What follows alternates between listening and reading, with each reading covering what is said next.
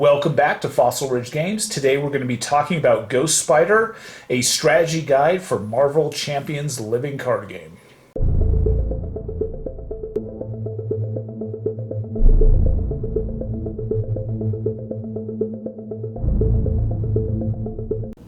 Alright, so Gwen Stacy is going to have two different synergies. One of them is going to be with George Stacy, and then the other one is going to be a synergy with the Ticket to the Multiverse, and we're going to talk about each one in turn. The first card is George Stacy. It's literally probably one of the most potent upgrades in the entire game. It essentially will increase your hand size by 3. Just understand you can only put events onto George Stacy, so this is how it works. That if there's something attached to him, you can play it as if it's in your hand. So if you have, especially when you're in hero form and you have a hand size of 5, you can have essentially 3 extra cards on George Stacy, kind of bringing your effective hand size to 8, which is absolutely fantastic. And it allows you to set up some really epic and crazy turns, especially if you have enough resources to play all of those cards. So what's kind of cool about it is that as an action, you can exhaust him and to attach an event from your hand, and you can go ahead and do that, so you kind of ramp him up over the course of the game. So if you bring him out on the first turn, that's really where you want it to be. So when you're doing your opening hand and mulligan action, try to get him. It's worth throwing some cards into your discard pile to try to get him out on the first turn. Next, we're going to talk about the Ticket to the Multiverse, and there are 2 really cool things about this card. The first one is in the bottom left-hand corner. It has 2 wild resources, so that's absolutely wild. You don't really see that much in the game, and it's fantastic for bringing out anything that you want, anything that you need. 2 wild resources really helps you go a long way in this game. So if you're using this as a resource card, you can throw it into your discard pile, and then one of the synergies with Gwen Stacy is that you can take the Ticket to the Multiverse from your discard pile and shuffle it back into your draw deck. So when you're ready to have a particularly crazy turn with Ghost Spider, one thing that you can do is you can burn the Ticket to the Multiverse to have a really crazy and epic turn. So first and foremost, when you do this, I recommend that you use as many cards in your hand as you can. So when this upgrade is spent, so it has to be sitting on the table and then you spend it, once it's spent, it's removed from the game. You can't use it for the rest of the game. The first step is to discard your hand. So obviously if you want to have a really epic turn, burn through as much of your hand as you can. Let's say you have to discard 1 or 0 cards, that's not a big deal, but if you set this card off when you have a full hand, it's not really worth it. So try to burn through as much as you can in your hand. One thing that you can do is that, let's say you do have a decent amount of cards in your hand and you can't really play them. Maybe they're supports, or maybe it's something clunky that you have in your hand. Remember that you have George Stacy, who has potentially up to 3 events. So you can burn all those cards in your hand to use as resources to play the events on George Stacy. Okay, so you want to spend as many of the cards as you can. Then the next step is to shuffle your discard pile into your deck. So let's say you've just burned through a lot of really cool events, and those then go from your discard pile into your draw deck, and they're basically shuffled together. Then you can draw up to a full hand size. So remember that some of the cards that you just spent, if your draw deck is really small, you might actually pull them again into your hand. And then finally, you're going to ready each Ghost Spider card you control. So things that can ready is obviously Ghost Spider. And then other things that can ready as well are the web bracelets. So just understand that some of this stuff can flip back. And in addition to that, George Stacy will ready as well. Now, it probably won't matter all that much because you probably just burn through a bunch of cards on him. You're not necessarily wanting to store something on him when you're doing an epic turn, but keep that in mind. Now that we've talked about George Stacy, we're going to talk about this parental guidance card really quick. So this can only occur in alter ego form with Gwen Stacy. And you can play this card, and there's 2 different things that can happen. And the first one is if George Stacy is in play, you can attach one event from your hand or discard pile face down. And what's great is you don't have to exhaust him. And this second part is it's something from your discard pile. So if there is some really cool event that you like playing in the Ghost Spider cards, which we're going to go through a little bit later, you can go ahead and do that. Now, probably the most potent part of this card is it allows you to get George Stacy into play. So the second part of the card says, if George Stacy is not in play, search your deck and discard pile for him, add him to your hand. So that's pretty fantastic as well. You can search through your draw deck or discard pile and then put him into your hand. He's only a 1-cost support, so that's pretty cheap, and you can put him down. And if you run out of resources, not a big deal. You can always put him down on the next turn. Next, we're going to flip over to the Ghost Spider hero side and start talking about what really makes her special. Her special ability is fairly easy to understand, but it's pretty powerful and potent. So what you're going to be looking for are interrupts or responses, and there are a whole host of interrupts and responses in Marvel Champions. So when you're doing deck building, once you pick your aspect, simply go into your collection and start looking for cards, things like hero interrupts. So grab a bunch of those. You can even put them out on the table and just put them in little piles and figure out, hey, which are the most potent interrupts and responses that you have for that given aspect. And once you figure that out, it makes deck building extremely fast for this character, because you really want to focus on getting those interrupts and responses, because when you play one of those, you can ready Ghost Spider. So that allows her to really ready an additional time per phase. So as an example, let's say at the beginning of the phase you want to exhaust her, you perform a basic attack, you hit something for 2 points of damage, that's great. Then later on in the round you play some sort of interrupt, that or response, it allows her to ready, and then you can exhaust her again. Now you're only limited to readying her once per phase, but that's per phase. So there's a hero phase and there's also the villain phase. So where she kind of shines, and I'll show you later, is really in her protection cards that allows you to be sort of a multi-blocker, especially in a multiplayer game, and that's really, really cool. So secondarily, in conjunction with what we've just learned about Ghost Spider, next we have the Web Bracelet, and there are 2 copies of this card in the game.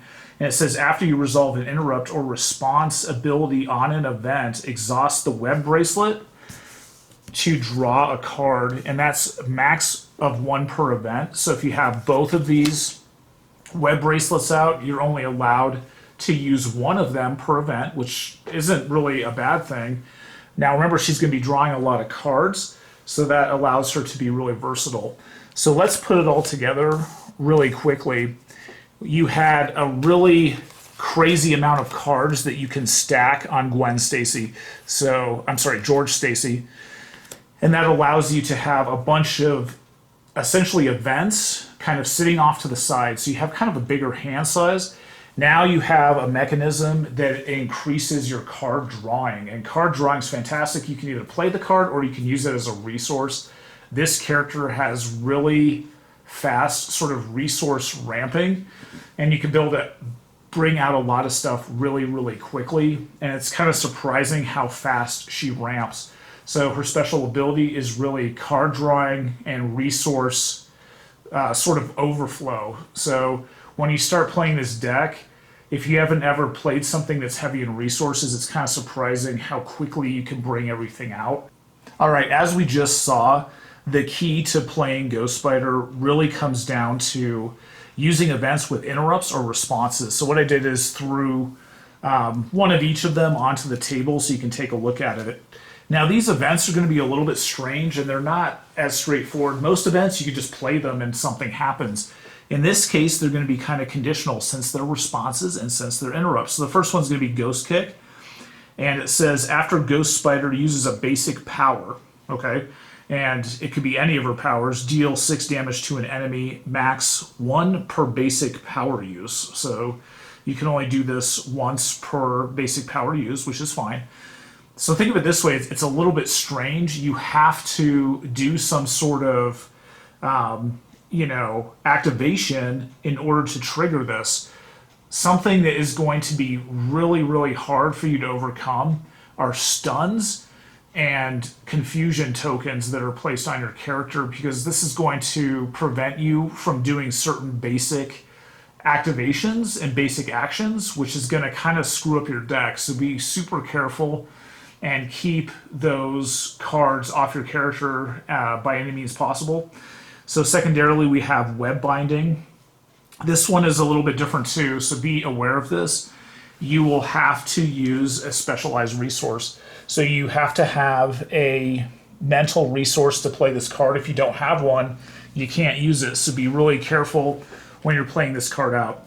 So same thing, when an enemy would activate, cancel that activation. So this is going to be an interrupt, and this is going to be during the villain phase. If a minion's activation was canceled this way, deal 4 damage to that minion. So think of it as you're canceling the activation. It's not really doing anything against you. And what's cool about it is that you're kind of somewhat counterattacking and then hitting it. This card is ridiculously powerful. It prevents you from getting hit and you get a counterattack because it's preventing the activation altogether of that character. So obviously it's an enemy. Play it on the villain, especially a heavy hitting villain or one of those crazy minions that, you know, has like a 2 or 3 attack, or even, you know, if it gets buffed up, it might have a 4. Right, at this point, you understand that responses interrupts are key to Ghost Spider, so I'm going to show you 2 more. First one is Phantom Flip. After Ghost Spider uses a basic power, remove 5 threat from a scheme. So that's pretty awesome. It's very similar to the attack, so you have to do some sort of basic activation in order to trigger this card. Next is Pirouette and Punch. When a card is revealed from the encounter deck, deal damage to the villain equal to 1 more than the number of boost icons on that card. Cancel that card's when revealed effects. So that's pretty cool. Sometimes those encounter cards during the encounter phase are absolutely devastating when they're played. And when you're able to cancel that, it's extremely powerful and potent. So be sure to keep the Pirouette and Punch. There's only 2 copies of this in the deck for those really drastic sort of when revealed effects occur. And then it gives you a little bit of damage against the villain. It's nothing massive, but it's still a cool little benefit and perk. All right, deck building with Ghost Spider, in my opinion, is fairly easy. After everything that we've just looked through, you want to be looking for those interrupts and those responses. So just go through your collection, go through your library of all those cards. Just make little piles on the table on cards that you like to play, and then put the deck together. And like I said, these decks come together pretty quickly. In like 5 minutes, you can have a Ghost Spider deck put together. One thing to note is that, and this is pretty rare, any character that has a 3 defense in the game, there's not very many of them. That's a pretty powerful and potent bonus, and especially if you throw, you know, just a copy or 2 of Armored Vests in your deck, she will have a base core defense value of 4, which is pretty unheard of. Now what you're going to do is simply just mix her with your favorite defensive cards, and these are typically going to be interrupts. So as an example, you know, a new card that was added in the Sinister Motive set is Jump Flip. When you would take any amount of damage, prevent 2 of that damage, great. Now remember, she's already going to have either a 3 or 4 defense, okay? So now you can block even 2 more points of damage. So that's kind of like a 6 attack, which is pretty crazy. If you paid for this card using a energy resource, remove 2 threat from the main scheme. So you're soaking up damage and you're removing threat from the main scheme. On the right-hand side of the screen is another kind of old favorite of mine. It's a hero interrupt. When you would defend against an attack, you get +2 defense for this attack. If you take no damage from this attack, stun the attacking enemy. So once again, you know, you can raise her defense up to a 6, and if you don't take any damage, you're going to stun the enemy. Typically, you want to stun the villain, obviously. So something else about it is that you're going to exhaust to do a defensive action, but since you have just played a hero interrupt, it allows her to ready. And you can only do this once per phase, but you can do it per the player phase, and you can also do it during the villain phase as well. So a lot of your other sort of interrupts that you have those can be played during the player phase, and then you can make her ready also during the villain phase as well. So then once she's readied, it's possible for you to, let's say, block the villain a second time. So oftentimes when you're playing multiplayer games, some of the other players at the table, their characters are a little bit squishy and they get banged up pretty bad. So you can go ahead and then exhaust Ghost Spider and soak up that villain attack again. And if you want, if you have enough resources, you could even play another event. Now, it won't let you ready, but you can do essentially a double block during the villain phase, which is fantastic. And she has a 3 core defense, which makes her extremely resilient to damage. Next up, we're going to be talking about Web Warriors. So we're going to divert from Ghost Spider. Although she is a Web Warrior, which is important, so is Miles Morales.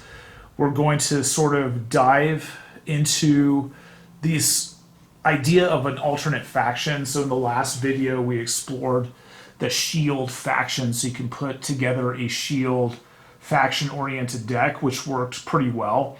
I think the Web Warrior is interesting. I don't think it's as potent as the Shield faction. But we'll go ahead and start walking through some of these cards. So first we have the Web of Life and Destiny. This is going to be a unique card. And what's cool about it is that if your identity is a Web Warrior, which is Ghost Spider, okay, notice that it has to be in the hero form. She's a civilian when she's an alter ego. So if you're in hero form, you can put this down for free. It says you're going to ignore the resource cost on this card. So it's going to come out for free. That's pretty fantastic, and you're not going to see many cards, especially a 3 resource card, come out that's that cheap to do. And the response is, after a Web Warrior ally leaves play, choose a player. That player draws 1 card. So we already saw some pretty crazy synergies with Ghost Spider drawing cards. This is going to make it even more crazy. It's going to allow you to draw an even higher number of cards. But what's really cool about this faction is that it allows you to sort of introduce a card drawing mechanic to literally almost any character you want. So, you don't necessarily have to have a Web Warrior to bring out the Web of Life and Destiny. If you don't, it's going to be a cost of 3. So maybe there's a character you like playing and they just have a really hard time drawing cards. You can introduce this faction into their deck, and although this card isn't going to be free, it's going to give you a way to do some card drawing, which is pretty neat. All right, so next we're going to talk about Across the Spiderverse. Now this is going to be 1 max per deck, just kind of like the other card on the right. You can only have 1 in your deck because it's a unique card. So this thing is going to allow essentially sort of ally ramping, really fast ally ramping, which is pretty cool. So this says exhaust a Web Warrior card you control. So Web Warrior card, it could be anything. Gwen Stacy, she's a Web Warrior. You could exhaust that. Strangely enough, you could exhaust this support as well. This is a Web Warrior support. So you could go ahead and exhaust that.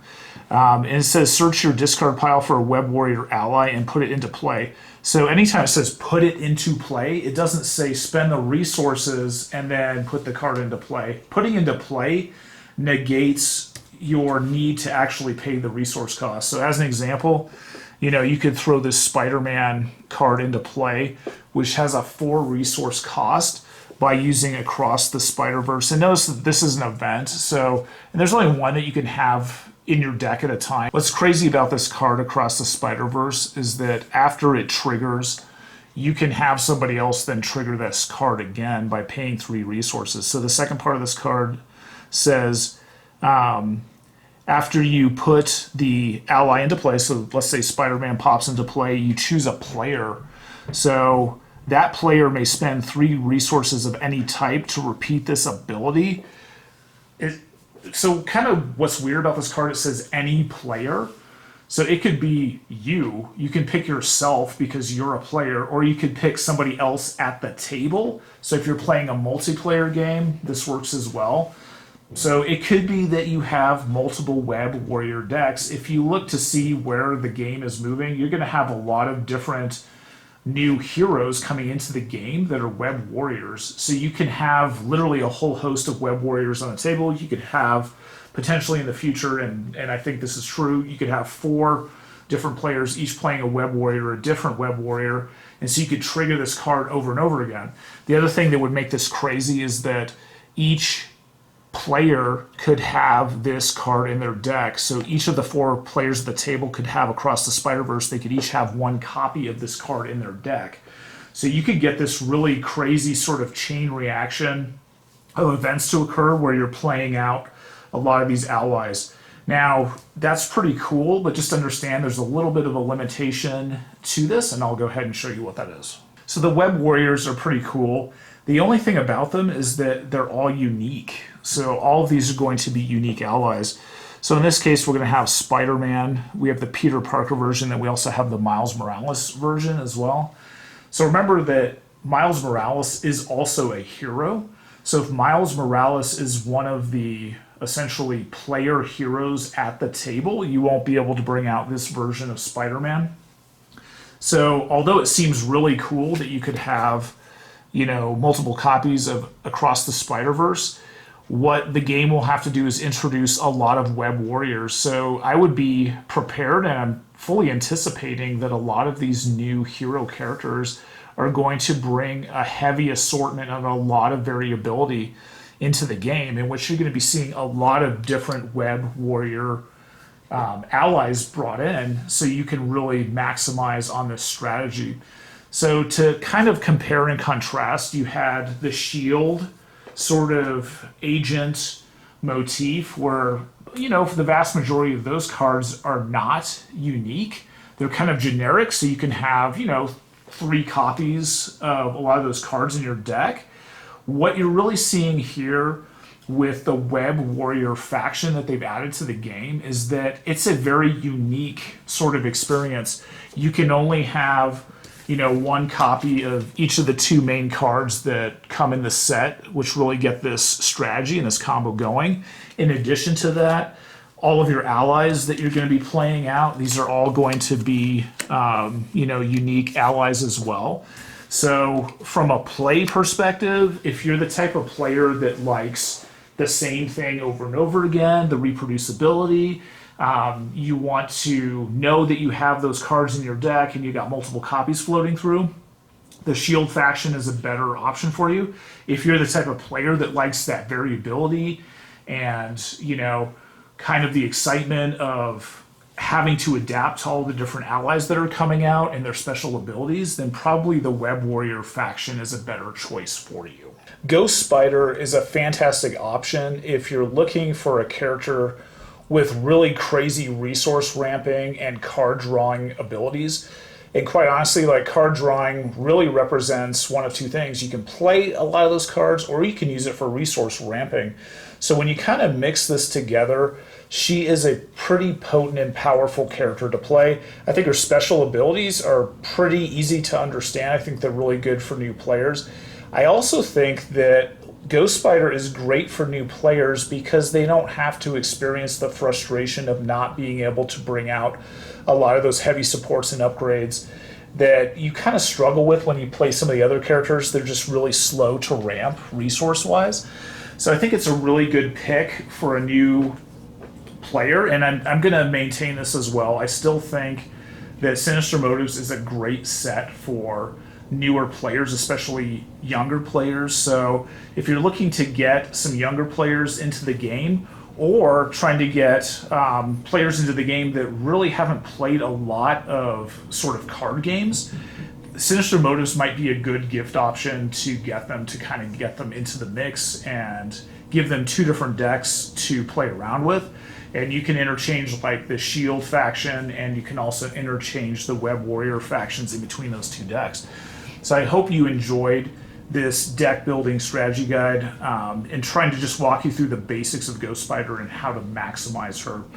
I want to thank you for joining me today, and as always, have fun gaming.